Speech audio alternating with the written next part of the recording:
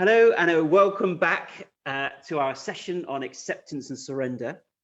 And I thought we'd do a short Q&A to see if you have any questions about the content that we covered or the meditation or any feedback. We'd always love to hear from you. So I'm just going to go to the comment section of the video and just see if you've got any questions. So please do ask those in the comment section.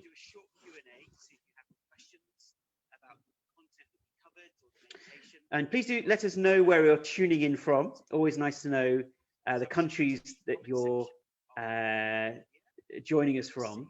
So Tasmin asks, can you do your program in monthly installments, please? Okay, so please do speak to our clinic and we will see what we can set up for you there. So please just send an email to our clinic, info@guptaprogram.com. Joining us from. So Tasmin asks, can you do your program in monthly installments?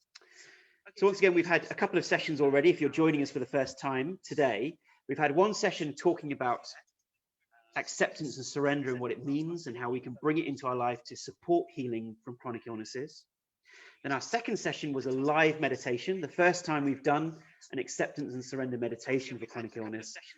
And then this is our third session, just a Q&A on any questions you may have, specifically on the topics of acceptance and surrender. Okay. Some people say they're getting feedback. That should fix it. Hopefully. Thank you for that, Ruth. And if you haven't got any questions, please just let us know where you're tuning in from. Always nice to see our international audience. Okay, hopefully we fixed the feedback issue there, or maybe not. How is that now? Is that better?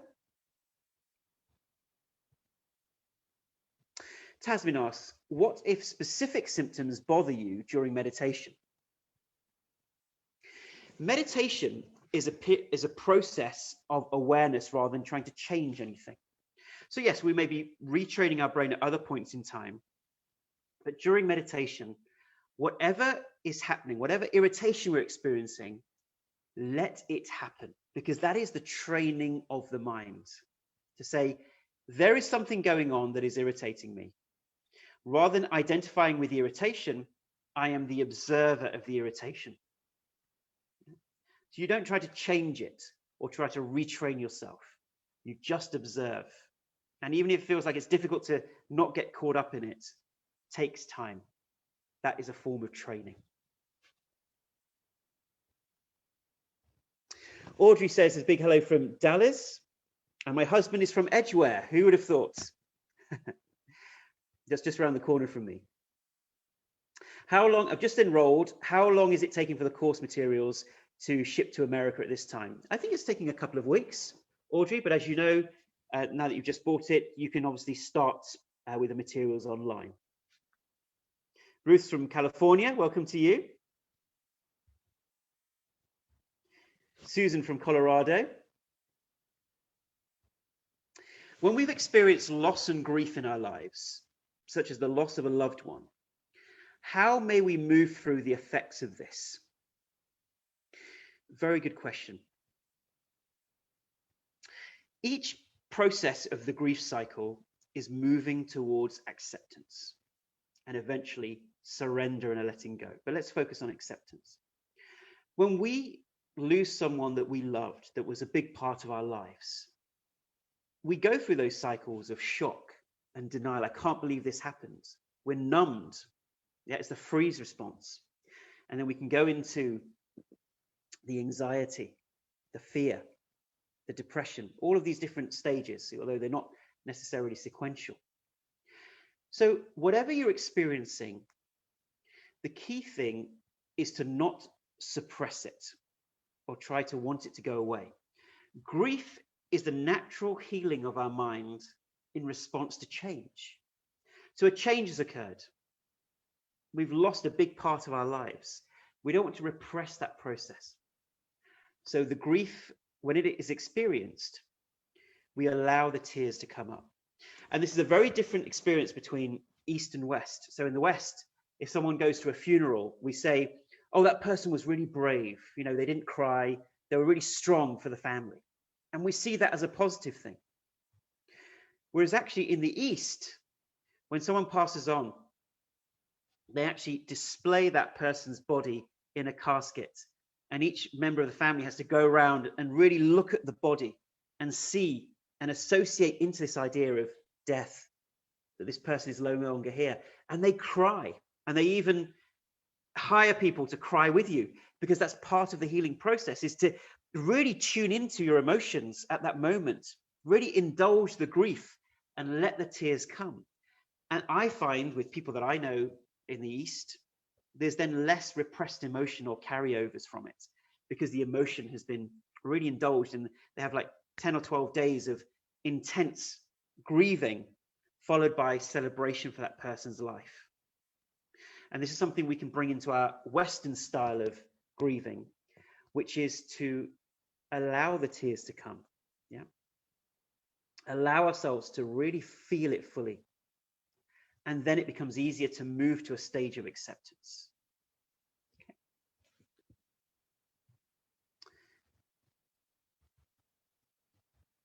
Levent, tuning in from Transylvania, very exotic. Claire from Indiana. Miranda, hello to you from the Netherlands. Terry in Dayton, Ohio. Grace says, I love this, thank you, especially the meditation. I'm confused about how to balance wanting to start intense counseling and acceptance and surrender, as I feel it's very important to go over quite a lot of trauma, but this might make me feel rubbish, plus it's not accepting and surrendering. Let's be very clear. Two separate things here. The acceptance and surrender is for the path of healing from chronic illness. So it's saying the illness is here, the symptoms are here. It doesn't help me to resist. Instead, I accept and surrender. So that is one aspect. Now, if we've experienced trauma in our lives, we want to move to a stage of acceptance and surrender. The counseling or the therapy or the coaching that you have is enabling you to connect and witness those unconscious emotions which were never resolved, which were never experienced fully. And by allowing them to be released, it becomes easier to move towards acceptance and surrender. So depending on the unique situation, there can be stages that we move through to get to those end stages. Let's not rush to try, I need to get to acceptance and surrender right now. The release of those trapped emotions is part of the journey.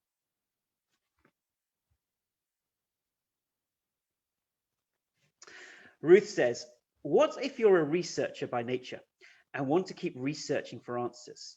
How do you accept that scenario?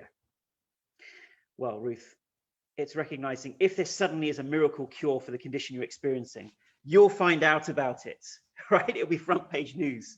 So for the moment, part of acceptance and surrender is letting go of that research, yeah, and just working on yourself and your inner state of peace.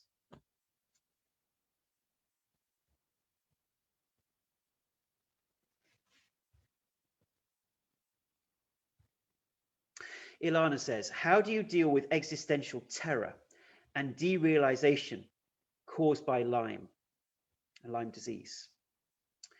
Yes, so Ilana, I don't know if you're on the Gupta program, but we certainly find that a lot of those techniques of breathing, of meditation, of body work, somatic experiencing, all of these things enable us to be at peace whilst there is a storm going on around us within the mind and the body. Okay.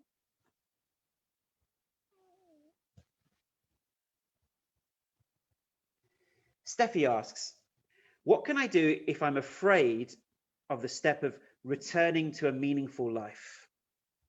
And many of us are, because we often are identified with the condition. Often our lives have revolved around having a certain illness, and we don't know anything different. It's an identification. So we let go of that identification and trust that as we heal, as we get better, as we move back to a meaningful life, life will find a way. We are that strong spirit which will find a way of coping. And in the program, we talk about protector parts that may be protecting us from healing and the consequences of that. So that's an exercise, if you have the Gupta program, I'd love you to go through.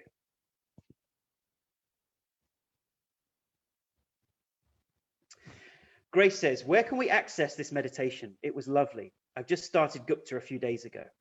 Yes, so we'll be producing this meditation and uploading it to the online system within the Gupta program. Carolyn says hello from Toronto. Hi there. Jennifer from Calgary, welcome to you.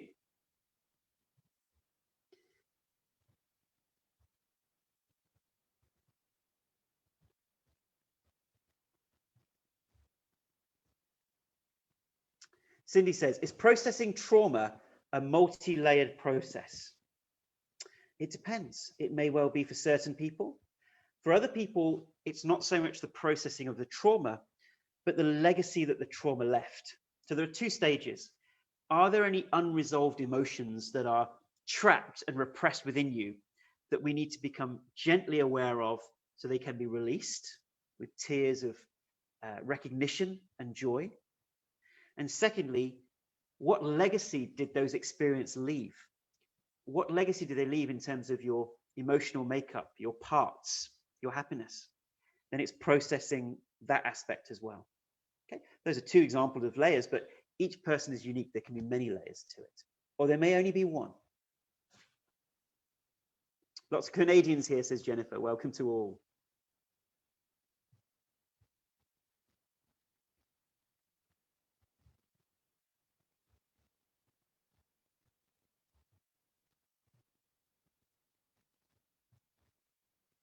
Okay, so we're just going to, I'm just going to answer specific things about acceptance and surrender, because now there's a lot of messages on here. How do doing the stops or doing some of the brain retraining fit in with surrender and acceptance? Remember that the stops or the processes that we use in the Gupta program are an interruption, not a repression. You're not repressing or pushing away the symptoms or the thoughts. You are retraining the unconscious patterns. And that's why step 2 is acceptance and surrender. Deep acceptance of what is happening. It's acceptance of yourself, acceptance of the world around you, acceptance of your condition.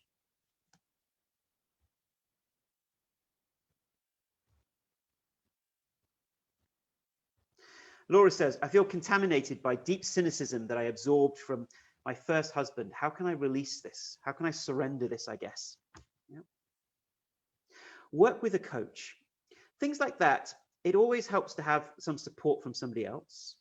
Recognize what your goal is, to release that cynicism. Yeah. And sometimes we can blame our past for that. I often find out personality traits are not just from our past, they're from a whole host of different things. How can we recognize and understand what those patterns are, observe them, and let them go? 50% of the healing is to observe what is going on in our mind. So our mind is vibrating, the mental noise, and we're caught up in it, whether that's cynicism or sarcasm or whatever it may be. We take a step back and observe. That is 50% of any self-development journey. And then we can move through that.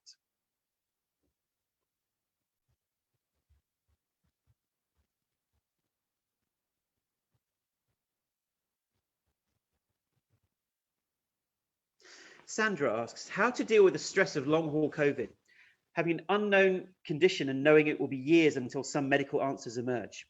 Well, Sandra, I would like to give you hope. And we at our clinic are already treating long-haul COVID. We've already successfully treated persons with long-haul COVID. They've gone back to 80 to 90% better, getting back to work.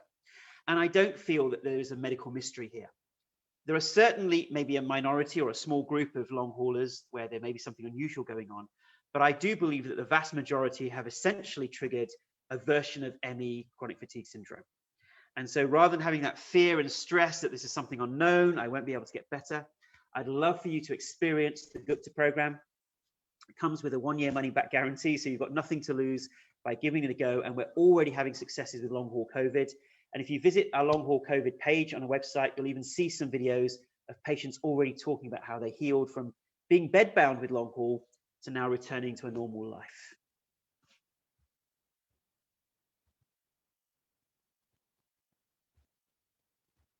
Carolyn says, thank you so much. My mum is facing cancer, and I find it difficult to overcome the anxiety. Will my anxiety about my mother hurt my healing with the Gupta program? Carolyn, all of these things are our own experiences and choices. You're meditating, that's great. Use the brain retraining for anxiety about your mother. That's not going to help your mother or yourself.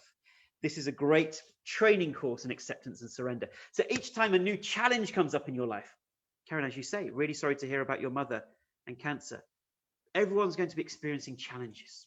And when you experience that challenge, see it as another opportunity to yet go deeper into your practice of surrender and letting go. And just when you think you've cracked it, just when you think, I know what acceptance is now, I know how to surrender, another challenge can come into our life to help us let go even more and let go of our attachments to the material world around us, to go deeper within ourselves, to the source, that inner sanctuary, that eternality.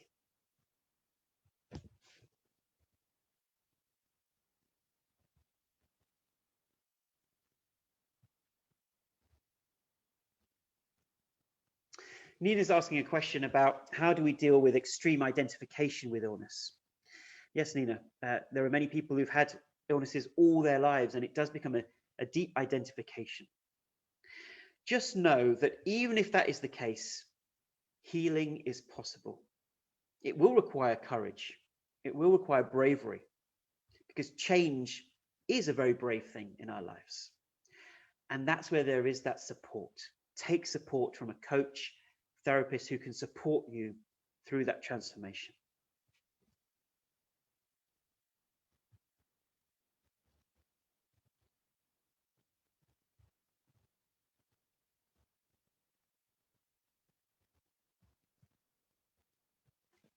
Is it helpful to do EMDR?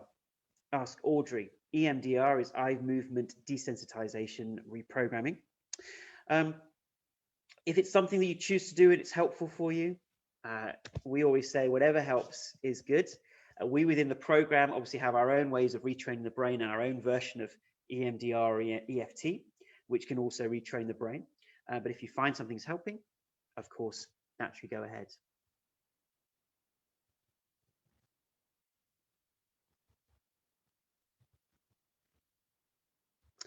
And I'd just like to add, if some of you are having challenges with acceptance and surrender, we do have a program called the Meaning of Life Experiment that I think can be very useful in going along that journey of understanding the deeper meaning of life. Because if we think, oh, why did this happen?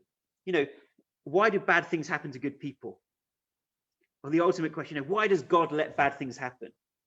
If we don't have a philosophical perspective on that, or a way of processing that, then we're going to stay stuck, cynical, resistant to life. So the Meaning of Life program, the Meaning of Life experiment, takes us on that journey to a deeper understanding. And many people have found relief through that journey. Farhan says, hi Ashok, I'm from Canada. I love your program. It has helped me a lot. What if a symptom is serious and potentially life-threatening? How do you accept that symptom? I really struggle with this as someone using the Gupta program for an autoimmune disease. Farhan, I'm sorry to hear that you're going through that. Or Farhan, so I mispronounced your name, Farhan there. I hope I pronounced that correctly. Yes, I understand that it is the ultimate challenge because it brings us in touch with our own mortality.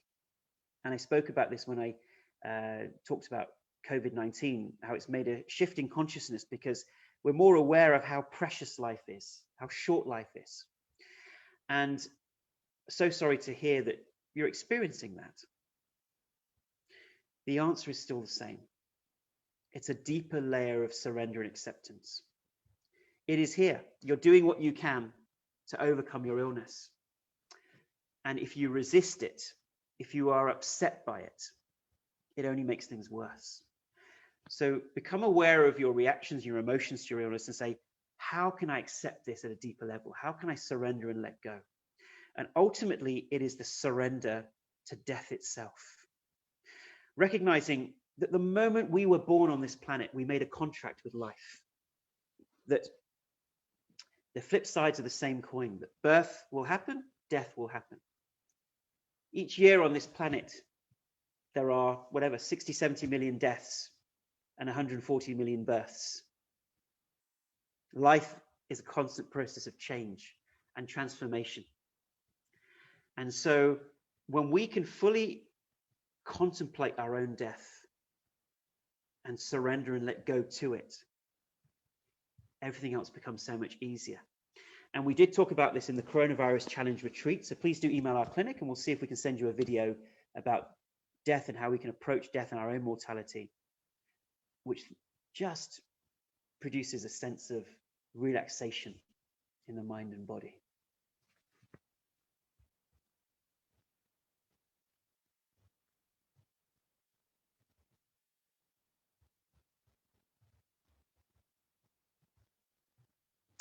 And just to let everybody know, we are starting a new series, a new webinar series on Tuesday, the 2nd of Feb.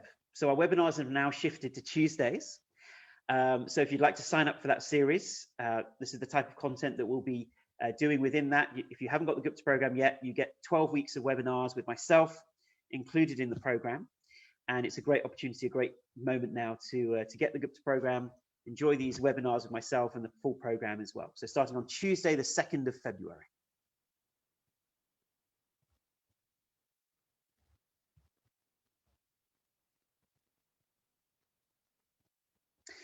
Good. So I think I've covered a lot of the questions and comments that you've had. Thank you so much for that. Please do share this on your social media channels. Very important we get this message out there, especially to those thousands, if not hundreds of thousands of people suffering from long haul COVID that don't know where to turn. I'd love them to feel that there's a sanctuary, a place they can come where we can support their healing. There's no need for that sense of confusion or not knowing where to turn or feeling lost.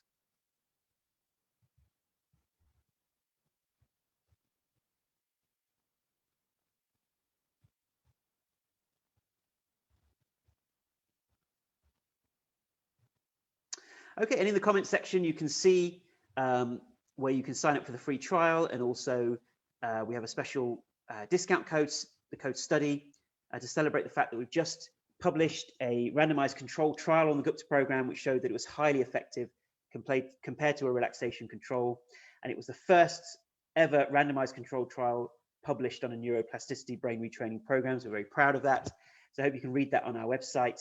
And finally, we have that scientific underpinning to what we're doing to really give you that strength and that encouragement to keep going with the Gupta program if you've already got it, or if you're thinking about it.